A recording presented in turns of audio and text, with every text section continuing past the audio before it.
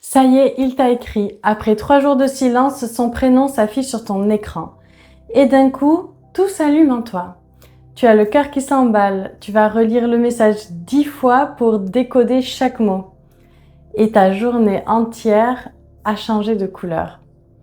D'un coup, tu te sens plus vivante, légère, presque euphorique. Pour un simple « coucou, ça va » envoyé la veille à 23h. Et pourtant, la semaine dernière, il y avait cet autre homme, disponible, attentionné, qui te répondait dans la minute et qui te proposait un vrai rendez-vous. Lui aussi, il t'a écrit. Et là, rien, le calme plat. Et toi, tu as même trouvé ça un peu collant. Tu as laissé le message sans réponse pendant 2 jours et au fond de toi, tu t'es dit « Oui, il est gentil, mais il me manque la petite étincelle. » Est-ce que tu te reconnais dans ce genre de situation? Malheureusement, voilà une équation absurde dans laquelle on peut être pris. Celui qui te fait attendre va te rendre folle et celui qui est là, il va te laisser de marbre. Et plus un homme finalement te tient à distance, plus tu t'accroches. Et plus il se montre stable, disponible, moins il attire. Et je sais déjà ce que tu te dis parce que je l'entends presque à chaque fois dans mes accompagnements. Je dois être maso, je dois aimer souffrir, il doit y avoir un truc qui cloche en moi qui fait que j'attire toujours ce même type d'homme. Ces bad boys, ces hommes désengagés, ces ghosters, comme on dit aujourd'hui. Et non, tu n'aimes pas souffrir parce que personne n'aime ça et il n'y a rien de cassé chez toi. Ce qui se joue est beaucoup plus mécanique et en fait beaucoup plus logique que ça. Et une fois que tu auras vu ce mécanisme, tu ne pourras plus ne plus le voir. Et ça, c'est déjà le début d'une issue. Je m'appelle Agatha, je suis thérapeute en transgénérationnel et mentor de conscience. Et aujourd'hui, on va regarder ensemble pourquoi ce chaud-froid d'un homme va t'accrocher au lieu de te faire fuir. Et reste bien jusqu'au bout parce que je vais te montrer ce que tu poursuis vraiment quand tu cours après lui. Et tu vas voir qu'en fait, ce n'est même pas lui. Et si ces sujets viennent te toucher, abonne-toi et active la cloche pour ne rater aucun de mes prochains contenus. Bien. Déjà, tu vas me dire si tu te reconnais dans ces moments-là que je vais te donner du quotidien. Tu passes des heures à analyser ses messages. Pourquoi il a mis un point? Pourquoi il a répondu en 2 mots? Pourquoi il était chaleureux mardi et plus froid jeudi? Tu fais des captures d'écran que tu envoies à tes copines pour décrypter ses intentions. Comme si tu lisais dans une boule de cristal. Tu construis des théories entières sur son silence. Tu réorganises ta vie autour de sa disponibilité à lui. Il propose de te voir ce soir à la dernière minute, mais tu vas annuler tout ce que tu as prévu. Et toi, tu te rends libre et tu l'attends. Et la fois où c'est toi qui proposes quelque chose à l'avance, lui, il est vague, il s'engage pas, et toi, tu finis presque par t'excuser d'avoir demandé. Et puis tu vas faire style que toi aussi, t'as autre chose à faire, ça me touche pas, c'est ok, on verra. Et même tes amies en ont marre, elles t'ont dit 100 fois de le lâcher. Elles voient bien le manège. Et toi en plus, tu vas aller le défendre. Leur expliquer qu'elles ne le connaissent pas vraiment, que c'est dû à son enfance difficile, à son passé, qu'il est juste un peu blessé, que c'est une manière d'être, mais qu'au fond, il tient à toi et c'est juste qu'il a peur et il ne sait pas s'engager. Tu deviens son avocate alors que c'est toi qui pleures le soir. Et puis, il y a ce moment précis et c'est celui qui se rejoue en boucle. Les débuts, les premières semaines où il était là, intense, où il t'écrivait de très belles choses, où tu te sentais la femme la plus spéciale du monde. Et cette version de lui t'y a goûté. Et depuis, tu vas mettre tout ton effort à faire revenir cette version-là. Tu te dis que si tu trouves la bonne attitude, si tu es assez patiente, assez compréhensive, si tu n'es pas trop exigeante, alors il va redevenir celui des débuts. Si tu te reconnais dans ne serait-ce qu'une de ces scènes, reste parce que la suite, elle va vraiment t'éclairer sur ce qui se passe sous la surface. Déjà, on va commencer avec une chose que tu peux observer en toi. Quand il est loin, tu le veux absolument. Quand il revient et qu'il est plutôt disponible, il est présent plusieurs jours d'affilée, alors ton envie de lui, elle baisse un peu d'un cran.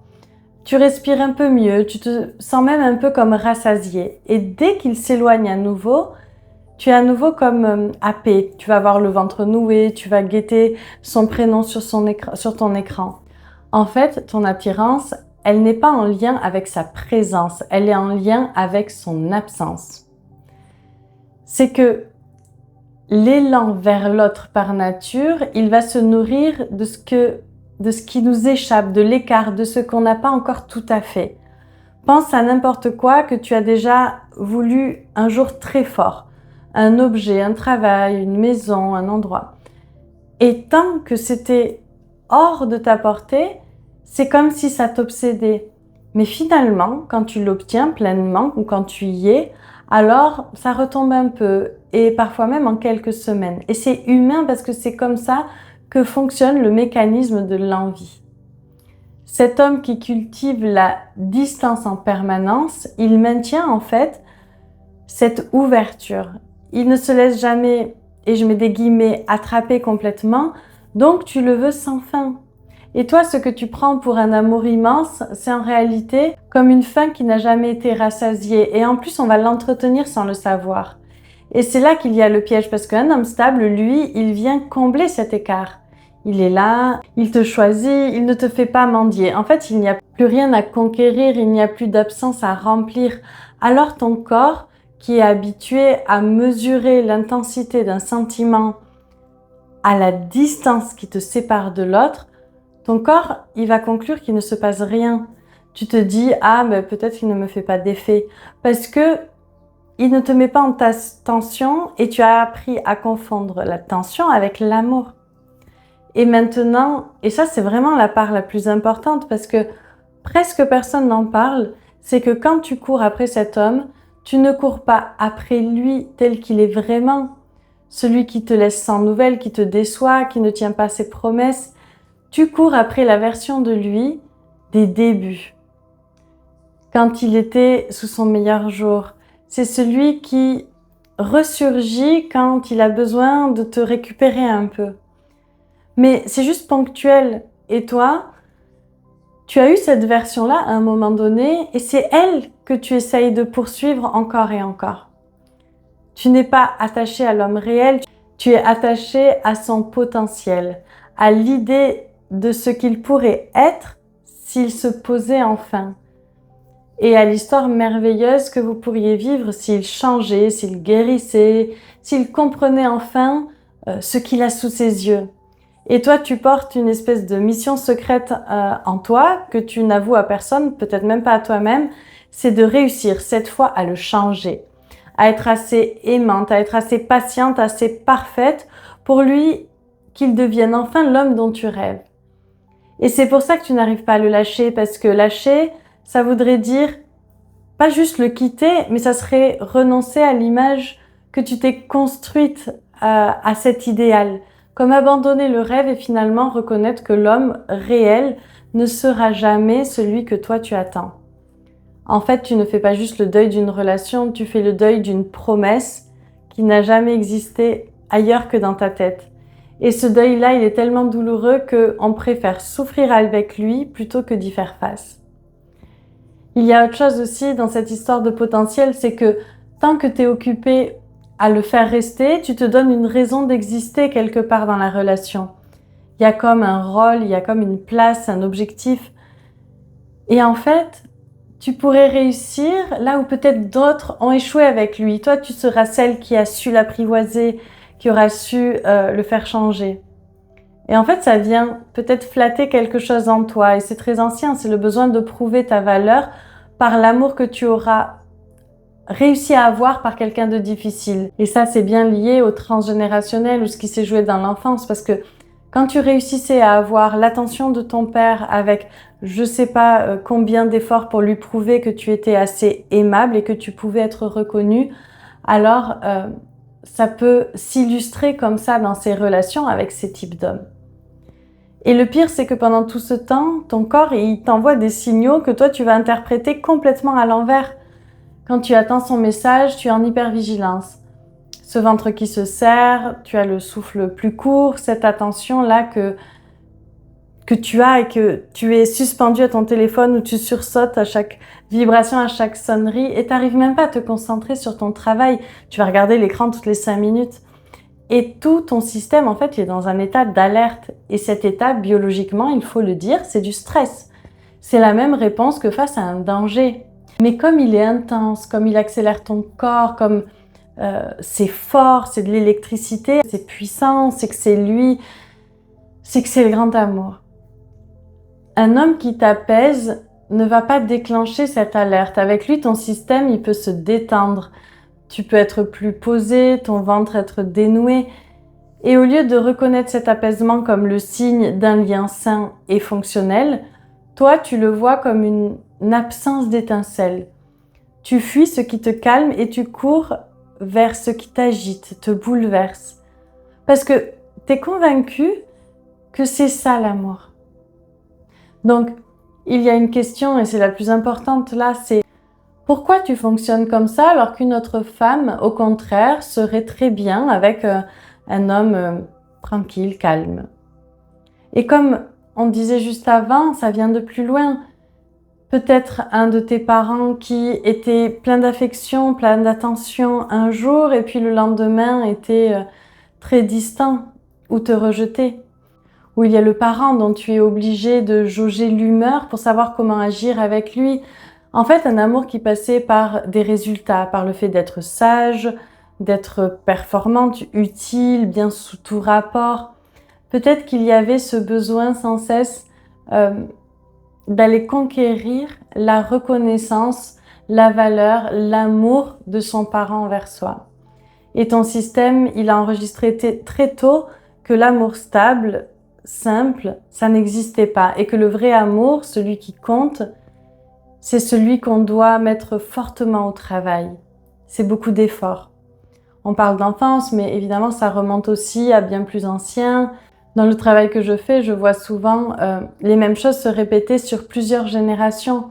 Cette femme qui s'épuise pour un homme absent et avant elle, une mère qui a attendu un mari qui partait, qui a toujours été fuyant, ou encore avant une grand-mère qui, elle était seule, qui a tout tenu, qui a aimé dans le vide, a élevé ses enfants sans aucun soutien.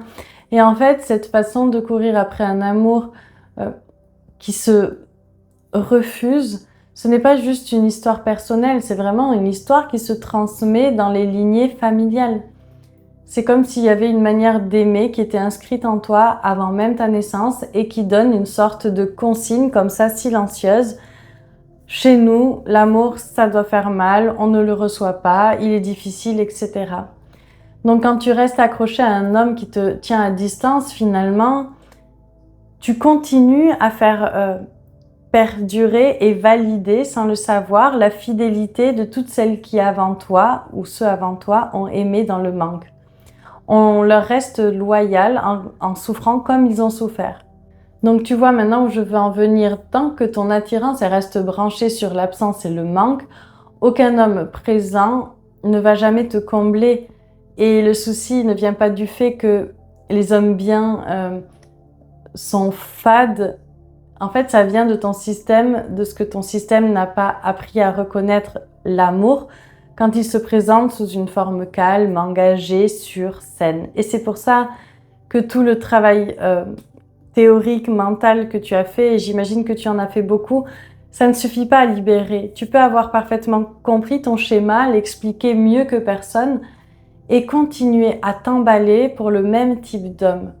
Parce que ce n'est pas ta tête qui décide, c'est vraiment cette part profonde, celle qui a enregistré le modèle il y a longtemps, le subconscient qui porte ces mémoires de ta lignée. La vraie transformation, ce n'est pas de tomber sur un homme plus stable, mais c'est d'apprendre à ton système qu'un lien sûr n'est pas la fin du désir et on peut vibrer pour quelqu'un de présent et que justement, la sécurité peut être un endroit où l'amour peut grandir au lieu de te faire mal. Et c'est ça, libérer à la racine cette manière héritée d'aimer dans le manque pour que ton système il arrête de le rejouer. Et le jour où le travail se fait, alors l'homme qui te faisait courir, il arrête de t'attirer. Tu peux le regarder, lire son message et tu vas pas ressentir autant l'appel comme avant. Et ce n'est pas parce que tu es en train de te raisonner que tu te dis « non, je ne dois pas y aller », mais il va plus toucher de la même manière en toi. Et à ce moment-là, quand un homme présent et tendre se présente, alors tu peux commencer à le voir vraiment, à le désirer et même te sentir bien près de lui. Parce que ta manière d'aimer, elle a changé. Et aussi, finalement, ce qui t'attire. Donc, je te laisse un petit exercice pour ne pas sortir de cette vidéo en restant juste avec de la compréhension. La prochaine fois que tu sentiras monter l'envie de lui courir après, de lui écrire, de le relancer, juste arrête-toi une minute. Ne te juge pas, ne te raisonne pas et pose-toi honnêtement cette question. Est-ce que c'est lui que j'aime, l'homme réel, tel qu'il se comporte avec moi depuis des semaines ou peut-être des mois? Ou est-ce que j'aime le soulagement quand il refait surface, quand il me répond, quand il revient? Est-ce que je tiens à lui ou à l'idée que je vais enfin réussir à le faire rester? Écris ta réponse sur un papier à la main et ça va permettre comme ça d'imprimer peu à peu et mettre au travail les pensées qui tournent. Souvent, en posant les mots noir sur blanc, on se rend compte qu'on ne tenait pas forcément à l'homme, mais au rêve qu'on plaquait sur lui. Et fais juste une deuxième chose, très simple dans les jours qui viennent. Regarde le moment où un homme peut être calme, fiable, qui te paraît peut-être avec moins d'intérêt, et juste, au lieu de fuir la sensation, reste avec elle quelques secondes et demande-toi, est-ce que c'est de l'ennui ou est-ce que c'est mon système qui ne reconnaît pas la paix parce qu'il n'y est pas habitué? Et rien que de l'observer, ça commence vraiment à bouger quelque chose. Et si tu t'es reconnu dans ce que je te partage aujourd'hui, c'est vraiment ce travail que je fais avec les femmes que j'accompagne. C'est-à-dire qu'on va libérer cette façon d'aimer dans le manque, là où ça s'est inscrit, là où ça prend racine et où ça continue à se transmettre. Et on va reprogrammer le subconscient pour que le système reconnaisse ce qui est bon pour lui. Et si tu sens que c'est ton moment, tu as le lien dans la description de la vidéo pour me contacter.